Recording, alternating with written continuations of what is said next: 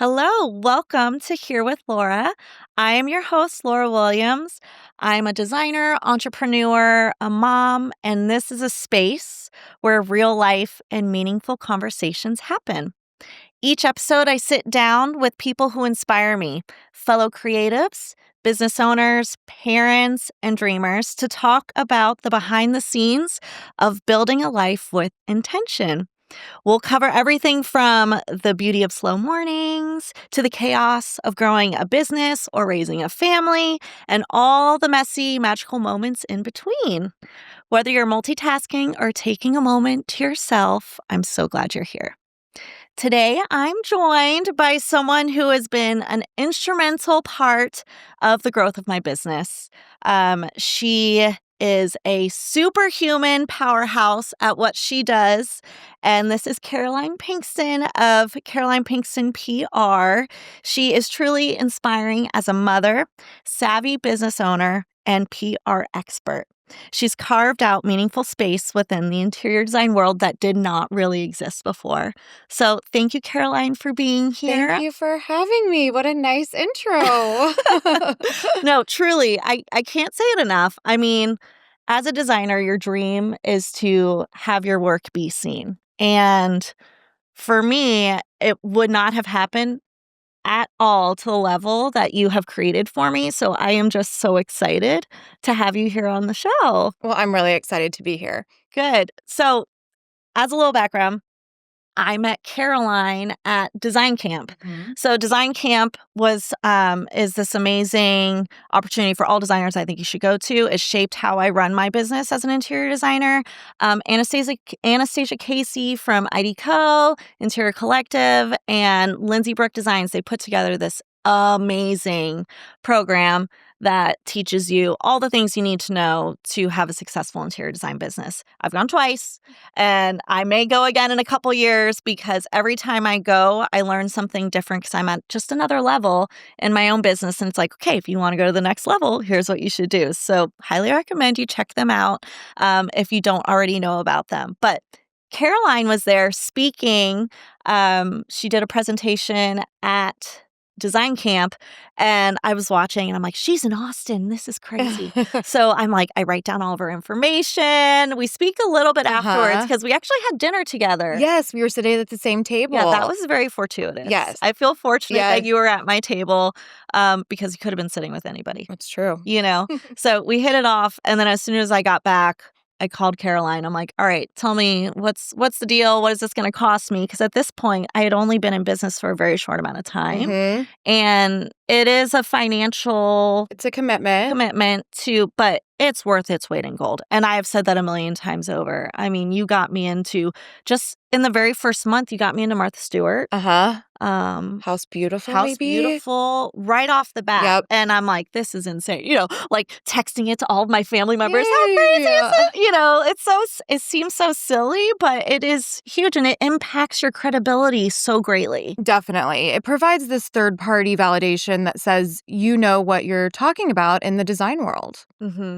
Yeah. And it's funny because when you start your own business, you think, oh, yeah, my work is going to speak for itself. And while it does to a degree, you really need to go the extra mile in order to get eyes on your work. Because otherwise, how do they know? Social media can only take you so far. Definitely. And, you know, PR and marketing can be a priority for everybody, especially interior designers, but it can be pushed down to the bottom of your to-do list because you guys have clients to manage, you have a team to manage, and often there are other fires you need to put out before you can address your own PR and marketing. So having somebody that really is in charge of it and talking to those editors, figuring out what they're wanting to write about, and then being able to pull from your portfolio and figure out what makes sense for you is really can be a full-time job. 1,000%, which is why I hired you, because you handled all that dirty work for me. I mean, it is time and labor intensive to be thoughtful about what you're putting together, what you're pulling. And it's so nice that you come to me, hey, I have, this editor that's writing an article about XYZ. I was thinking it would be great with this project. Can you send me a few lines? And I'm like, oh my gosh, my hero. Yes, I would love to do that. And it takes me 10 minutes Sure. versus over an hour, not to mention I don't have these relationships with these editors. Right. And that's such a huge part of it. So we're going to pause on this because I want to backtrack to hear about how you got into PR. Yep. And, kind of your journey to get to where you are today. Yeah. So I went to the University of Texas, and then after I graduated, I moved to New York City and got a job at Edelman PR, which is a big agency. It gave me I feel like working at an agency gave me a really great foundation for how public relations works. I was on the Dove Campaign for Real Beauty account, which was really fun. We got to work with celebrities and the Girl Scouts of America, and that was a really great experience. I moved back to Austin and I started working at a boutique agency, and we specialized in hospitality, which was also really fun. But we had one interior designer client and I was on the account, and it opened my eyes. I had no idea what a giant role PR plays in the interior design world. I love interior design. That's what I like to read about. That's what I like to spend my money on. But I knew I wasn't going to become an interior designer. So working on this client, I was like, oh, I just fell in love with being able to work on the communication side of things and being a part of the interior design world. It was a really fruitful experience. It was Meredith Ellis was our client. We got her showroom. She was opening her showroom, James, in Austin. We got her showroom in Architectural Digest. We got her client's house that she designed in LA in the LA Times. We got her house in Better Homes and Gardens. So it was just a really great experience. From there, I went to Camille Stiles' team. She's an influencer in Austin, and I handled all of her sponsored content.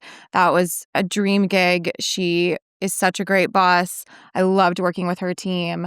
And I learned a lot about negotiating with brands from a contract side of things. And it's really helped now that I work with interior designers because it's a natural partnership for you guys to partner with brands too. So I was able to learn quite a bit of, I had a client last summer design a rug with a brand. And so I was able to take what I've learned from working with Camille and negotiating, okay, they might not have a ton of financial budget, but can they send a dedicated email linking to my client's Instagram? Can they give my client trade money so she can then sell these rugs to her clients? Figuring out different creative ways to ensure that the interior designer is compensated for their time and effort.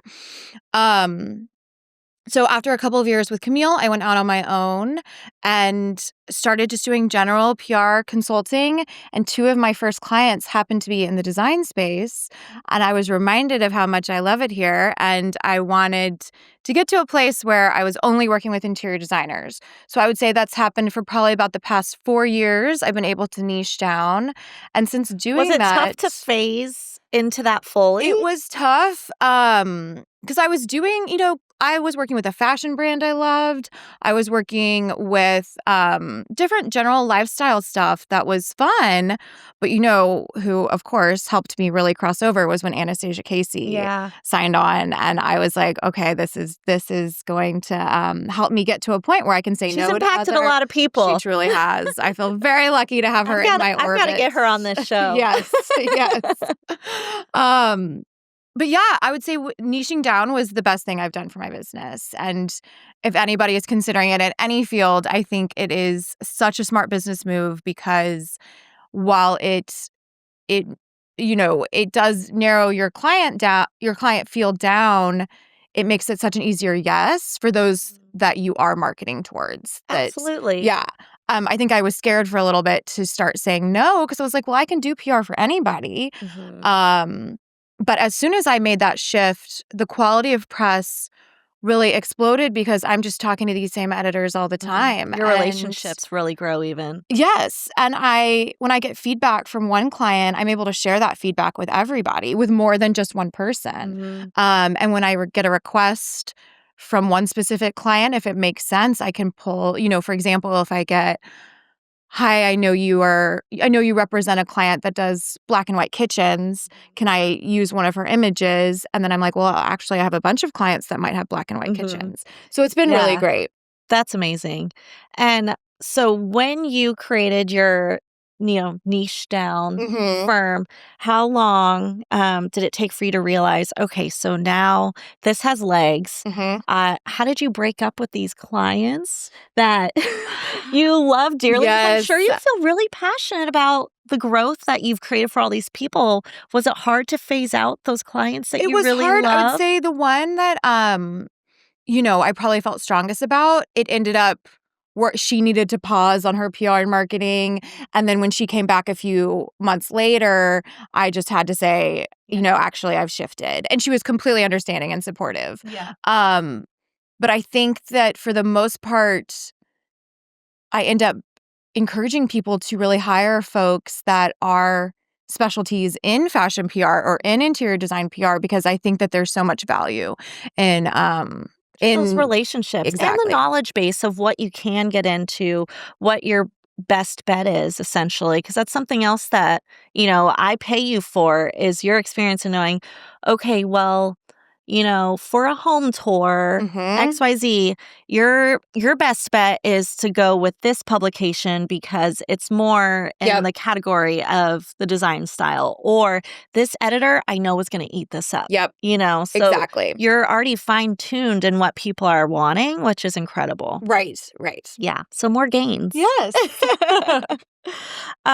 So you are not only an amazing business owner, but also a very busy mom. Yes. You have 2 children and 1 on the way. I just found out Yes. today. So very exciting news. How do you balance it all? Is there like a magic sauce that helps you to balance it all? Support? Do you have someone helping you at home? What do you do? Isn't that the question? Yeah. I think I read somewhere recently that, either you're working or you're parenting. Mhm. Try not to do both at the same time. And I think that has been something I've tried to take to heart because whenever I do try to have my kids at home and then check my email, it ends up Nobody's happy. nobody's happy and it ends up I'm not doing my best work in either camp. Mhm. So I think getting as much support from my team, my business team. I have 2 employees, contract workers, Lauren and Amber, that are amazing, and I truly could not do it without them. And then also having as much help at home as possible. Having my husband is great, but then also having someone help with cleaning the house and taking the kids places. Mhm. I think nobody's doing it all. I think the people that It's it's impossible. impossible. The And I people that say think that they're doing it all, right. they're liars. They're not mentioning they have a housekeeper twice a week, Yeah. like so I think and being open about that is whenever I see other moms talking about that, it always makes me feel better in terms of nobody is doing it. And so just being transparent as you can. Um Well, and mom guilt is a real thing. I feel it every single day. Every day that maybe my husband is picking up my kids, it's summer right now. So if he's picking them up from camp and I'm not the one picking them up, there's this weird mom guilt that just kind of weighs down on you. And yes. you're like, because you want to be the person. I want to be the person Absolutely. that does everything. Yeah. I want to be the person that's, even though I strongly dislike laundry, I want to be the person that is able to do the laundry and put it away for my family and provide in that way. But guess what? I don't have time for Right. that. Yes. So I we've also send recently my laundry. hired I was gonna someone. say I also send my laundry out. We've recently hired someone to help us at home. Yes. So I have like my weekly cleaning crew, and then I have a sweet woman that comes in and Yeah. I'll wash the laundry, but she'll put it away. Yep. She'll organize. If the things get pulled down on the pantry, she organizes Yes. that. Like things that we just truly, my husband and I are both business owners. We work around the clock when Mhm. we're not being parents. And it's nice to not have to use our time where we'd like to be Right. parents and have family time to do the silly things that aren't adding value to our Right. lives. Right. Yes. Yeah, I had the hardest time leaving my kids I've probably ever had, before design camp just, like, a Yeah. couple of weeks ago. It was during Mother's Day, and my daughter was having a Mother's Day performance, and then I was missing something else with my son's kindergarten, and End of year stuff is end of tough. year is hard. Mhm. And so I wasn't not gonna go to design camp, but I did feel like, "Oh, wow, it's you can only be in one place at a time. Yeah. And I have to say, I was so glad I went to design camp. Mm-hmm. I FaceTimed during the Mother's Day performance. Yeah. My daughter felt that I was there and could see it. Yeah. And just being able to, it's a privilege that I was able to go and really be able to focus on my work for a couple of days. And I think that was a lesson too, that I was, I was finding it hard. And then once you're able to make that shift and break off, it was really valuable to get some time to focus on my business. Yeah. And you can't do everything. It's physically, mentally, emotionally impossible. And I got emotional while you were saying that, like you had to miss it, Right. but you were happy that you made that choice. Yeah. And that's incredible because I think it's really hard for people to understand. I did my best. And that's all I can do. I still got to watch the performance. Yep. Was I not there physically? No, but I saw it. I saw it. And she knows that I love her Right. and that I was able to experience it. Yes, still, and I find that I am such a better mom. I have so much more patience. I have so much more work energizes me in a way, so I have more energy to actually play with the kids when I'm off of work. I find that and I know it's different for everybody, but I find that for me personally, I'm a better mom when when I'm busy at work too. Yeah. I mean, when I did the stay-at-home mom thing for a little bit, and that's the hardest job in the world. Right. Beginning of COVID, it was crazy. Everybody was home all the time. And while I love those moments that we had as a family, I had a lot of minor mental breakdowns where I was just crying because I'm just so exhausted. And that is the reality that, people are sharing more of now, but they didn't enough. And so I started crafting like crazy. I was doing macrame. I was doing all these things just to kind of have some kind of creative outlet. Yes, because I needed it or else I was going to go bonkers. Yeah. And I find that as I dive into my work more and more, and it grows, it gives me a sense of individuality beyond my family, which I think is really important as a human, as a mom.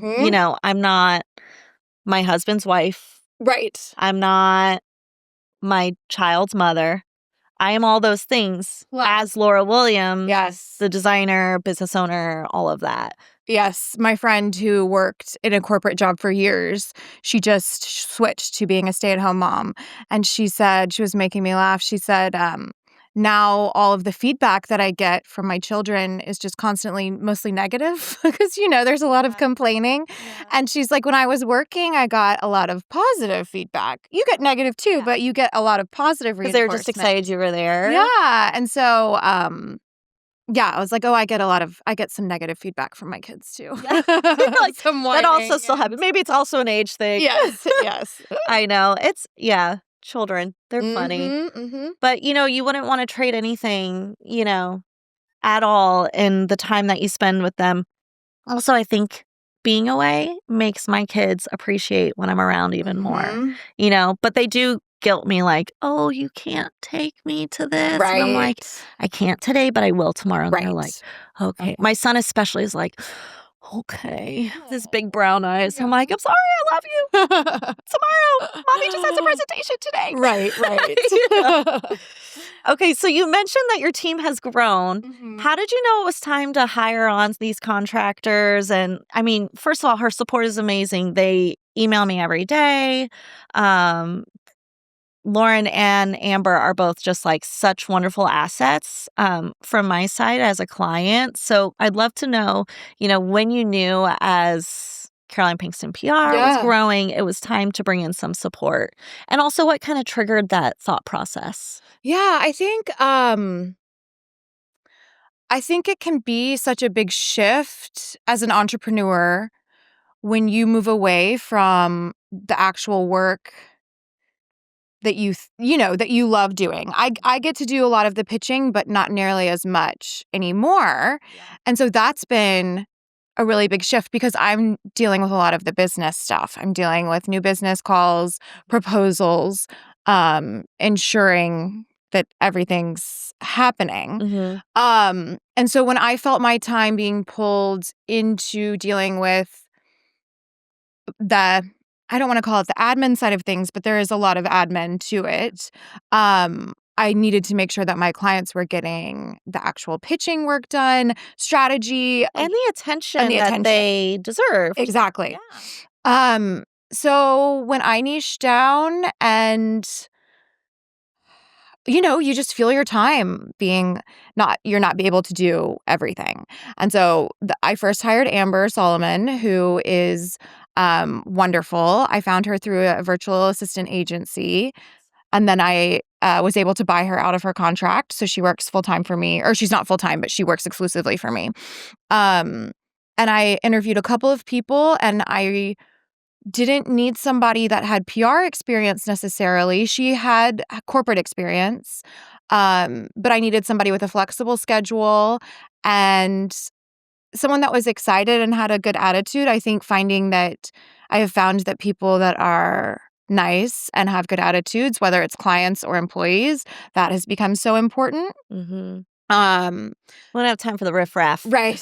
Right. Well, it's just It's exhausting. our time is too valuable. So I hired Amber, and then she takes on a big portion of our business, what I call the industry expert opportunities. So those are the advice-driven pieces or the image roundups. So she's handling a lot of those opportunities. And then and so she's been with me for a couple of years. And then I hired Lauren Marsala, who is senior level strategy. She had come from an interior design public relations agency. She had worked in a New York agency for years. Mm-hmm. And I was introduced to her, and she's been great in terms of doing some of the actual bigger story pitching, strategizing, and client facing as well. Yeah, she's been wonderful. Both of them have been amazing to work with. They're great. How long has Lauren been with you? It's been about a year and a half. Yeah. So I really just got introduced to her more recently when we upped the Yes. Yes. Yeah. Okay, Yeah. cool. So Caroline's also been helping me to pitch and get my store kind of a little bit more out there, Spread the and that's been word. incredible. I am so proud of the amount of press we've been able to get your store. It's wild. It's wild, but I mean, when you came to me and I told you, here are the things we need. Mm-hmm. We need photography and we need some time on your team to really be able to execute this. And you were like, okay, let's do it. You got photography like within 3 days. I feel like you really. That's not typical for photography, but yeah, you were able to get it. And so that, of course, helped with the success. Yeah. Oh my gosh. Yeah, it's been really fun. And to get like physical magazine, publications is cool too. Yes. Locally. We've had a lot of people come into the shop. They're like, "Oh, I saw you in the Austin Way magazine," and that's so fun. Music to my PR ears. I love hearing that. And it's been so cool. And we're like, yay. Yeah, yes, we're getting random people walking in every day now, which is great. I mean, we've only been open for 6 months, but it's not like we have an incredibly walkable street. Sure. So people really do need to intend on coming in. So it's been such a group effort with everything that everyone is doing with my social media team and you, and it's awesome. So thank you. You're welcome. We totally digressed, and I took over that. I'm like, and she's really killing it for my business again. I just wanted to say it again. Oh my gosh. Okay, so we talked about how hard it is to balance it all. Mm-hmm. What are some things that you do for yourself to keep yourself sane, and to kind of balance yourself? What are like some little treats you give yourself? Sure. I try to work out a couple times a week. I think that is a giant perk of managing your own business, is managing your own schedule. I find that when I'm able to exercise, the day is a lot smoother in general. And I think being able to delegate is such a luxury. It can be hard to let go of that control, but once I started doing it, it made so much sense. And so really delegating what's on my plate that I don't need to be the person doing it, has been game-changing in terms of figuring out, okay, my hours, if I only have a couple hours today, I need to be the one to do this, but my team can do the rest. And that's really hard to find, what you're willing to give up, especially when your business is your baby. And this is something that, I'm learning every single day how to delegate more and more out. And I feel like I'm finally to a point where I'm giving my team some freedom to just kind of like, okay, you know what needs to be done. Now do it. Now do it. And it is so freeing. I feel so amazing because of that. And it's hard to get to that point, though. I mean, I've had at least one team member for a few years now, and it's just, I think I'm just now to the point where I'm like, you do you, girl. Right. You know, well, and I feel part. like when they get that trust from you, that's so empowering for them too. I think so. And I feel like creatively, she's really kind of blossomed and grown too, which has been really fun to experience and be a part of, that journey for her. But delegating out is so hard, but it is important. Yes. And I second getting that workout in is so important. I was up this morning at 5 a.m. so I could work out at 5:30 before the day started because, again, I wanted to get my kids ready. And so, like, if I want to do that and spend time with them in the morning and make the breakfast, then I need to work out before they're going to wake up. Right. And then, leave and go to work for the day. So, and here we are. I'm like, I showered. Right. We did it. I also love a very cheap Asian massage place. Yeah. To go in, get 30 minutes. A little quick fix quick. Yeah, there's a place on Burnett right around here that I love. Yeah. So I feel like that's a luxury that I'm like, okay, I'm going to go do this for 30 minutes and I feel ready to go. 30 minutes. Right. How often do people like accidentally doom scroll for 30 minutes? Think about what you could do at that time. You could get a massage. Yeah. You could get a quick workout in. Yeah. Yeah. I hear you. So you shared a piece of advice with me, which cracked me up. And I'd love to hear you elaborate on it a little bit. You know what I'm going to say? I think. It's PR, not the ER. Yes. So tell me what you mean by that and kind of, share your thought process on that. So one of my bosses in New York, who was a great boss and manager, whenever mistakes would happen, because we're humans and they're inevitable, she would always say, guys, it is PR, not the ER. No one is hurting. Yeah. No one is physically endangered. We can fix this. And I think probably in every business, we can take things very seriously. PR is competitive. There's a lot of feelings at play. There's a lot of... Well, especially when you're designing something, you can't help but get emotionally invested. Absolutely. So you know how much we care about our projects. And it's like, but wait, why? And it's so beautiful. 2 to 3 years for you guys to... From the start of a home project to getting photos back, to styling it, to getting it photo ready. So there is so much emotions involved in these home tours. It's a labor of love. Yes, exactly. And so it can feel very intense and like, very emotional. And so keeping in mind that it is not, we're not working in a hospital. Yeah. No one's, no one's life is on the line, even though it can feel that way, is such a good mindset. It is. It's funny because there was earlier on in my business when I was doing everything myself, there was an issue with like client tile. Somebody gave me the wrong price point. I shared, with my client what the cost would be for them. And the guy came back to me and was like, actually, it's this much. My, salesman that I was purchasing from. And I was like, what? They cannot afford much that. More. And it felt so horrible to me. It was like such an awful experience. This is on a Saturday. My husband's in the garage, like breaking down boxes. And I go in and I'm like almost in tears. I'm like, how do I tell my client? I'm like, should I just eat the cost? And he's like, no, that's crazy town. I'm like, I know, but I told him it was going to be this. And he said something very similar. Yeah. And he said, are you the surgeon coming and telling this homeowner that, their parent or their best friend is not going to make it out of the surgery? And I'm like, well, no. He's like, okay. And I'm like, And it felt kind of insensitive at the time, but it's so true. I was so like, but true. this feels very intense. He's like, I know, but this stuff happens. It's not your It's fault. inevitable. You just need to have the tough Yep. conversation and deal with it. Absolutely. But at the time, I was like, this is so bad. Right.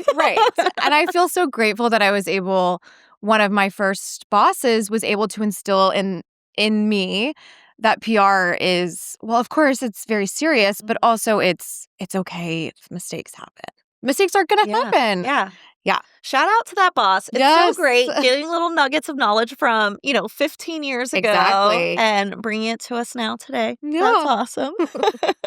It's amazing how, the little sayings will stick with you. Absolutely. Yeah, cracks me up. So what's one thing that designers ask your advice about the most? I would say designers ask me constantly what photographers to hire. Like who? Like who? Oh, interesting.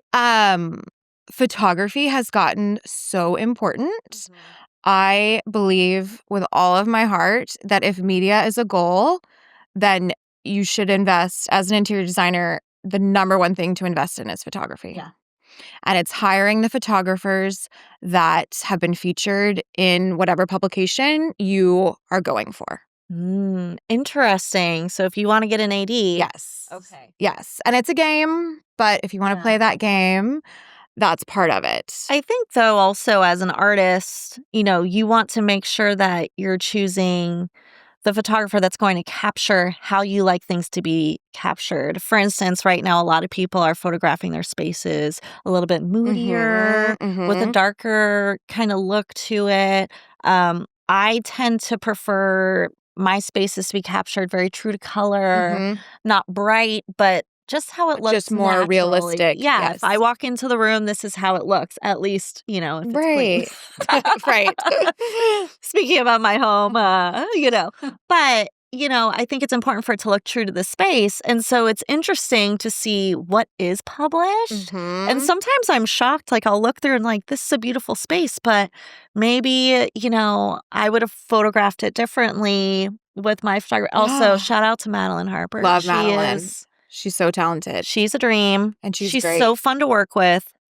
Incredibly talented, and she is with you every step of the way. So something that, as a designer, when you're working with a photographer, it's so important to have, they have the thing tethered. You can see it in real time. And what Madeline is so great about is analyzing the photo and saying, oh, this is off a little bit, because you're looking at the whole space as a designer. Sometimes you don't notice that the curtain on the bottom is like flapped out a little bit. And if I got that photo back, I'd be like, that bothers me. I can't submit that to AD. Right. Are you kidding? I know. I know. And I would say I was just in New York for a bunch of editor meetings. And one editor told me that hiring a stylist has almost gotten to be just as important as hiring a photographer or hiring the photographer. And I think that would be super cool. I've never done it. It might be time. But I'm also a little bit scared to let go of that. It's portion. It is a different skill set, though, than what designers. Styling for photos versus styling for editorial. A lot of designers do have a hard time letting go, but I find that those who, again, if media is a goal, if media is not a goal, then it's not as important. Yeah. But if media is a goal, hiring the stylist that can really get that shot that will sing on a magazine page, it's just a different skill set and can be so vital for getting your home, your work that you've been working on in print or digital. Yeah. It can make such a difference. Well, and something also is taking the time during these shoots. I've found that, say I have Madeline for a whole day.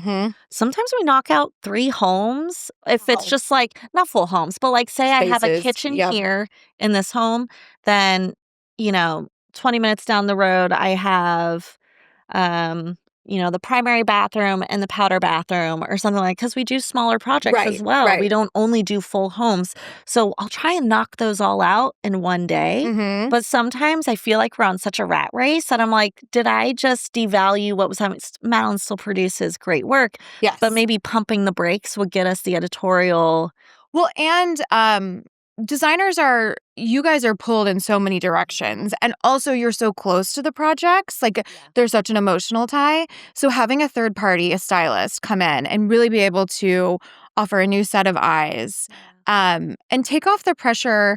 Ideally, the stylist brings all of the florals, all of the props, of course, pulling from some of your favorites too. But that returning things, like that should be a huge weight off of That's true. your back. And then you can be running around preparing the next shot, and they can be with the photographer being like, okay, let's open this book and shift it a little bit. Yes. So they provide just a different skill set. No, you're totally right. That's really good advice. Taking notes. Yeah. Okay, so totally unrelated. Yep. But I think speaking to the well-roundedness of my guests is super important. What are some things you love to do outside of work? Outside of work. Spending time with my kids. I think really trying to take advantage of the outdoors that Austin has to offer.